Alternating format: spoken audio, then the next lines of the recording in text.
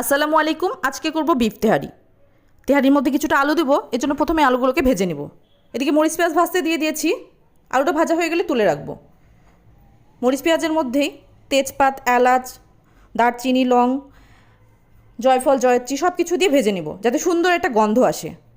ভাজা হয়ে গেলে লবণ, মরিচের গুঁড়া, আদা বাটা, রসুন বাটা, জিরা বাটা দিয়ে গোস্তটা কষাতে দিব। তোমরা কে কোথা থেকে আমার ভিডিও দেখছো প্লিজ কমেন্ট বক্সে জানো। আর প্লিজ সাবস্ক্রাইব মাই চ্যানেল, যাতে আমার অনুপ্রেরণা আরও বাড়ে আর সামনে আমি তোমাদেরকে আরও ভালো ভালো ভিডিও দিতে পারি। গোস্তটা কষানো হয়ে গেলে আলু দিয়েও সুন্দর করে গোস্ত আর আলুটাকে কষিয়ে নেব কিছুক্ষণ।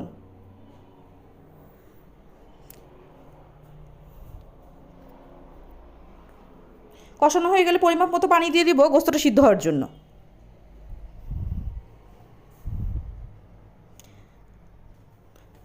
কিছুটা ঝোল অবস্থায় গোস্তটা নামিয়ে দিব যাতে পোলাওর সাথে যখন মিশাবো তখন সুন্দরভাবে মিশানো যায়। এদিকে আরেকটা চুলায় মরিচ পেঁয়াজ ভাজতে দিয়ে দিয়েছি পোলার চালটা ভাজার জন্য। চালটা ধুয়ে ভাজতে দিয়ে দিব। এই পর্যায়ে আমি কিছুটা শুকনা মরিচ, আদা গুঁড়া, রসুন গুঁড়া দিয়েছি। সুন্দর করে ভেজে পরিমাপ মতো পানি দিয়ে দিব। প্লিজ তোমরা আমার চ্যানেলটা সাবস্ক্রাইব করো আর আমাকে সামনে এগিয়ে যেতে সাহায্য করো।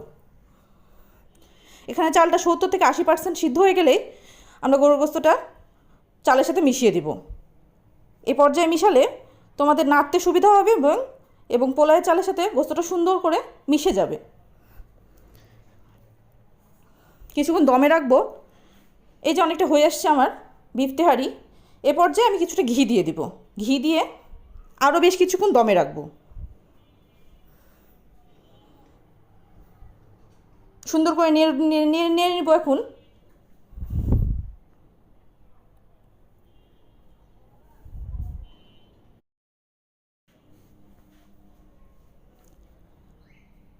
সুন্দর করে নিয়ে নিলাম।